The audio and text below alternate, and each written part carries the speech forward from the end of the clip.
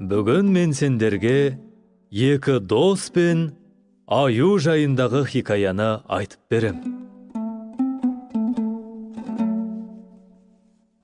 Бір күні екі дос орманда ойнап келе жатса, күтпеген жерден алдарынан бір үлкен аю шыға келеді.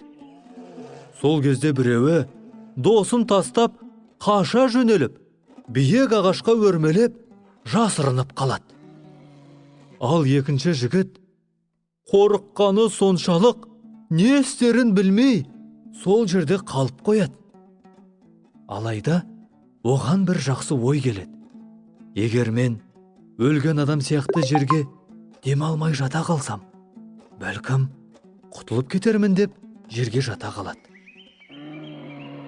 Аю қорбаңдап келіп, оны искелей бастағанда, демін жұтып, демалмай жата береді.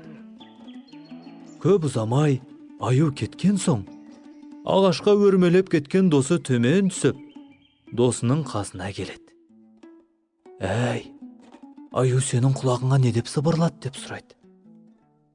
Сонда көңілі қалған досы, «Аю менің құлағыма досына қауіп-қатер төніп тұрғанда, қашып кеткен адамдардан сақтану керектігін айтты» деген екен.